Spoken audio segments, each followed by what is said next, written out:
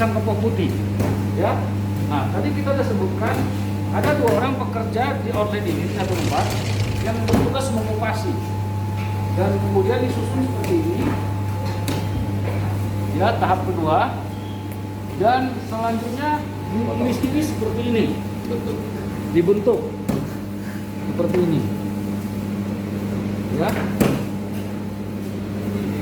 Oke. Kemudian dilanjutkan dipenyetkan untuk dibentuk modelnya. Seperti kipas, inilah bahasa kipas. Jadi ada sampai 1, 2, 3, 4, 5, 6 ya. Jadi 6 iris. Ya. Ini ada juga pekerja kupas 2, pekerja potong 2 dan pekerja bentuk. Sebenarnya nggak ada 4 lagi istirahat. Dikoreksikannya, nah pekerjanya sebenarnya 4 tapi ada shift istirahat supaya menjaga kualitas dan integritas produksi. Baik, di balik ini kita lihat sorot itu. Nah, adalah penggorengan, ada 4 biji. Ya, sebelum digoreng tentunya dicampur tepung ya. Dicampur tepung. Ini proses penumpungan. Proses penumpungan. Kemudian digoreng dan satu kompor ini cukup lumayan, harganya 26 juta. Dan keunikannya kata Kang Yana ada waktunya ya? Ya, kita harus tahu timernya supaya pisangnya tidak terlalu masak, jadi pas. Gitu ya? Ya. Dan kondisi waktunya bisa dijelaskan tadi Pak? Dia pakai waktu itu? Ya, ini kalau ini kan dari sini goreng setengah matang. Iya. Ya, paling 5 menit sampai mana dari sini naik. 5 menit lagi udah diangkat. Kalau Oh gitu. Ini ada 2 produksi, satu yang matang penuh itu langsung dikonsumsi, satu lagi setengah matang yang untuk dibawa traveling. Jadi seperti saya akan kembali ke Medan, saya bawa besok itu setengah matang, dan kalau sampai di Medan, kalau saya taruh di freezer atau kulkas itu bisa tahan sampai sebulan. Luar biasa ini. Setelah penggorengan ini ada tempat penyimpanan Pak. Ini adalah penggorengannya. Goreng, ya. Besar. Ukurannya jumbo nih. Kalau Bapak bisa kembangin Pak. Ini ukuran jumbo. Ya, bisa berapa? Yang awalnya utuh seperti ini bisa dikembangkan menjadi berapa ini? Nah. Ya, 1, 2, 3, 4, 5, 6, 7, 8, 9.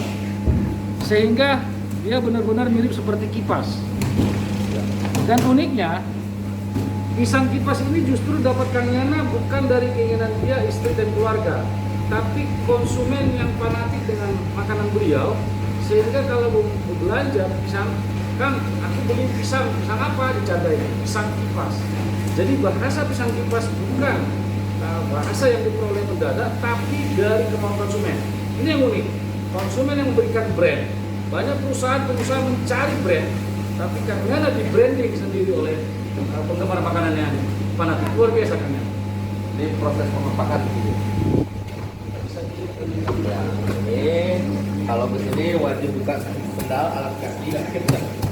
Sini bro. Nah ini. Mbak, silakan suruh kami mau masuk. Bapak mau masuk boleh, nggak apa-apa. Ya. Ya, Bapak aja pakai apa lah, nggak apa-apa. Teruskan. Bapak nanti kan di sana. Ya, di ruangan ini kita masuk harus steril, tidak boleh pakai sepatu. Ini proses apa di sini Kang Yana namanya? Ini proses pendinginan.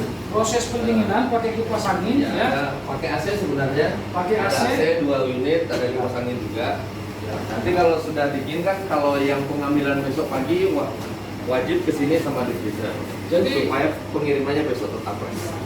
ketika sudah masak didinginkan dan pengambilan orderan besok pagi taruh di freezer dulu itu. Iya, di sini. Kemudian di freezer. di freezer ini ya. Nah, ini coba dilihat Pak, ada freezer yang Ini cukup buat banyak. pengambilan besok. Pengambilan besok. Kang Yana, ini ada berapa freezernya?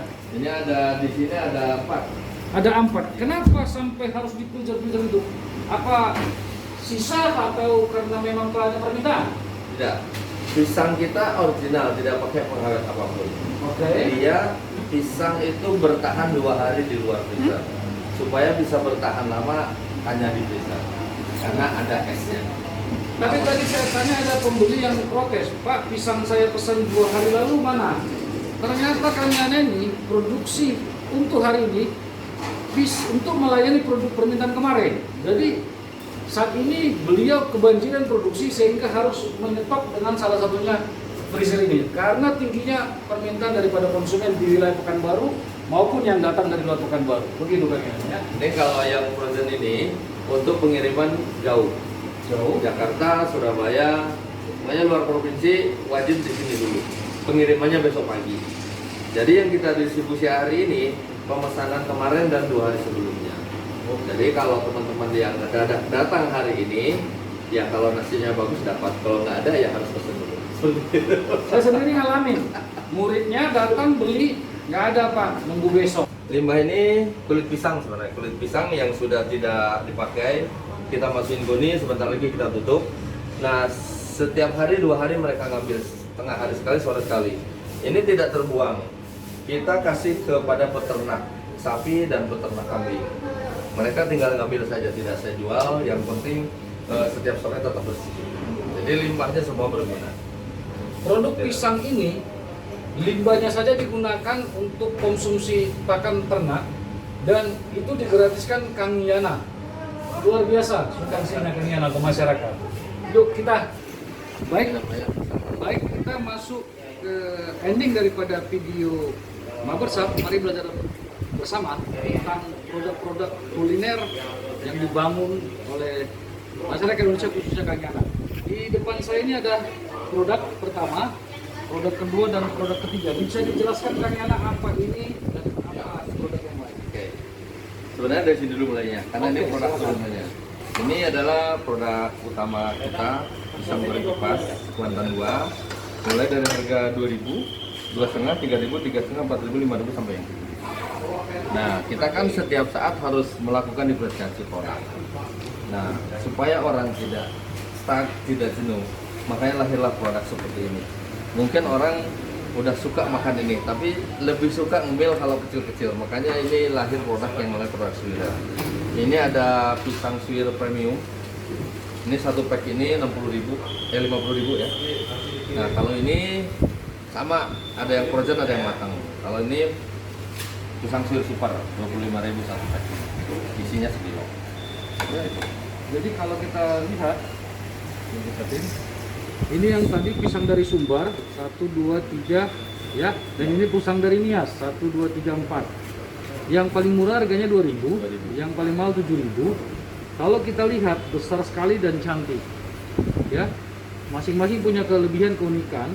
Dan ini adalah yang produk setengah matang yang bisa saya bawa dan saya konsumsi 1 bulan kemudian dengan aturan yang diharapkan oleh Kang Yana ditaruh di freezer. Nah, ini adalah model lain agar orang tidak terjebak dengan hanya model kipas, tapi ada model swir.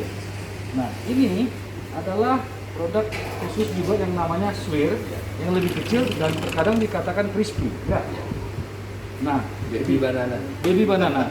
Jadi 3 model ini menjadi role model ya dalam pisang goreng kipas Kuantan 2 yang dibangun oleh Kang Yana. Saya dengar ada cerita unik tadi Pak.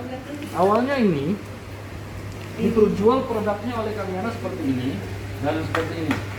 Sisa-sisa seperti ini awalnya adalah sisa yang kemudian dibagi Kang Yana ke tetangga, ke semua pihak dengan gratis sebagai wujud rasa sayang beliau ke masyarakat sekitar. Tapi anehnya ternyata penggemar ini tidak kalah banyak, sehingga muncul produk baru. Kang Yana, kami nggak mau produk ini, kami mau produk seperti ini. Dan inilah di packaging lagi, dimodif lagi oleh beliau dengan tidak kelihatan sisa, tapi memang diproduksi khusus, bukan merupakan sisa kesalahan, tapi diproduksi real.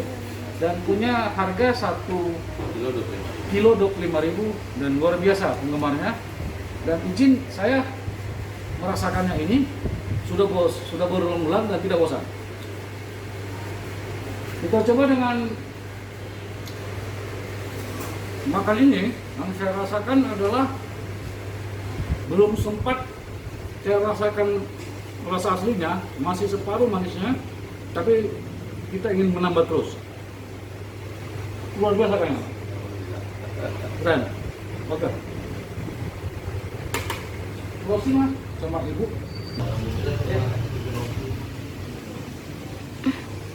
Jadi memang luar biasa. Ayo. Sampai kita di penghujung acara,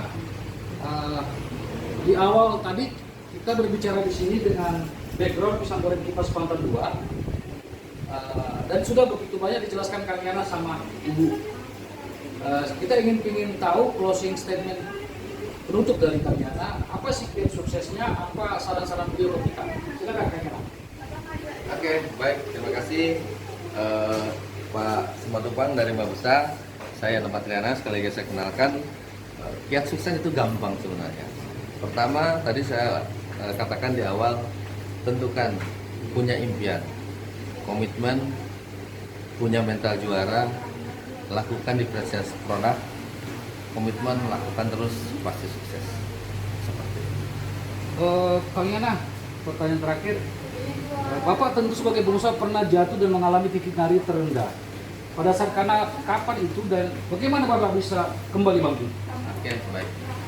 Sebenarnya itu adalah paket dari kehidupan, paket dari bisnis, tapi saya tidak pernah pusing dengan masalah.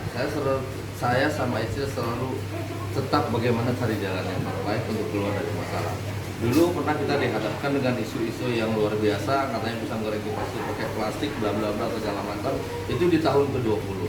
Tapi dengan adanya itu saya justru ya kadarullah Allah berikan lebih baik. Dulu waktu dapat isu itu rupanya cuma satu ini. Saya bangkit, saya minta sama Allah ingin lebih baik lagi, ya kadarullah jadi seperti ini. Saya ingin memperbaiki tempat saya supaya seperti tempat-tempat makan yang lain.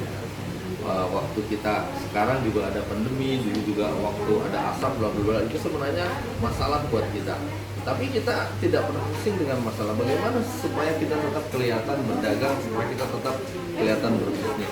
Waktu dulu ketika tidak ada tamu, ketika tidak ada penjualan, kita bagi-bagikan produk mau ke yayasan, ke panti asuhan, bahkan ke LP.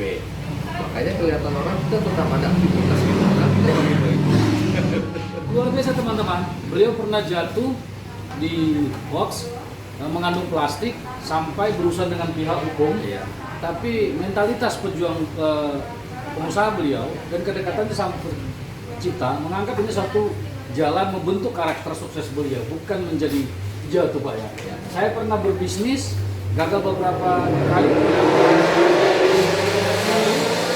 saya drop dan tidak berani mencoba lagi. Tapi mudah-mudahan setelah ketemu Kang Yana, saya akan termotivasi lagi untuk menjadi pengusaha kecil. Di sebelahnya adalah beliau. Kita percaya di balik laki-laki hebat ada seorang wanita atau istri yang luar biasa. Kita dengar pendapat dari Bu Yana. Hal apa sih Bu yang Ibu lakukan mendukung peran suami? Karena justru awalnya ide pisang goreng ini dari Ibu, bukan dari Bapak gitu loh. Apa yang bisa Ibu ringkas? Bagaimana perjuangan Ibu membantu bersama dengan Kang Yana dalam membangun usaha pisang goreng kipas ini? Silakan Bu. Kalau saya sih memandang pisang goreng itu, kalau sebagian orang selalu memandang pisang goreng itu apaan sih? Makanan biasa, kadang Recehan lah, recehan, kadang orang juga mau usahanya apa? Pisang gorengan, gorengan gitu kan? Terus saya bilang, ya saya jual pisang goreng, tapi pisang goreng saya pisang goreng yang luar biasa, enak rasanya, dan saya selalu jaga kualitas. Dan untuk ibu-ibu jangan berdiam diri, bersemangat untuk membantu suami, membantu ekonomi keluarga. Jadi kualitas itu. Iya. Bukan ini cerita ini. Ya, dari jelas suaranya. Yang saya tangkap dari pernyataan Ibu tadi, untuk kaum ibu jangan berdiam diri, jangan hanya cukup menjadi istri yang baik, merawat anak, tetapi mendukung bisnis usaha suami. Bahkan ide awal sampai detik ini menjaga kualitas, Ibu tetap turun tangan. Ya, saya pernah buka usaha, kehilangan duit beberapa kali, suami istri hampir masuk rumah sakit, stres dan kami bertengkar. Ibu ketika jatuh tadi titik narik tadi nggak berantem Bu, hampir stres seperti saya dulu. Iya. Gimana ngatasinya Bu? Nah, kalau saya lebih apa ya, moto saya itu ya apa, kalau kita ada sesuatu yang ada cobaan, kita jangan menghindar, tapi kita harus menghadapinya. Mengapa? Kalau kita tidak menghadapinya, kita akan gagal. Jadi sesuatu apapun, hadapi. Kalau Anda ingin maju, hadapi, lakukan sesuatu, insya Allah. Ya, saya ingat tadi pesan beliau pada saat closing kami Temu Industri tadi di Pekanbaru, ya, sharing dan kolaborasi. Kalau Anda ingin sukses besar, Anda harus pernah mengalami gagal besar. Ya. Luar biasa. Kalau Anda ingin tidak perlu mencari partner yang baik, perbaiki diri Anda, maka partner-partner yang lebih baik akan datang kepada kita. Saya menilai dari awal kita kunjungan kemari, daripada saat beliau kenalkan diri, tidak ada kesombongan, yang ada kerendahan hati, dan bagaimana dia berkontribusi tulus ke semua pihak, dan luar biasa couple of love, pasangan cinta yang hidup seumur ini, jatuh bangun bersama, ya, menjadi contoh nyata kita. Tidak perlu pendidikan tinggi, tidak perlu modal banyak, tidak perlu teknologi tinggi, tidak perlu semua mesin-mesin yang mewah. Yang ada, berdayakan semua yang ada. Saya ingin mewawancarai beliau lagi di kesempatan yang lain karena masih banyak yang ingin saya tanyakan, di mana beliau tadi sempat terbesit menyatakan sekian lama pernah mengembangkan pisang-pisang ini ke lembaga pemasyarakatan, ke saudara-saudara kita yang menjadi napi, dan juga ke panti asuhan di saat bisnis usaha ini bisa lagi hancur sampai sukses seperti ini. Konsistensi beliau membangun usaha dan beribadah paralel dengan penuh keseimbangan, menurut saya itu adalah kunci sukses dan patut ditiru.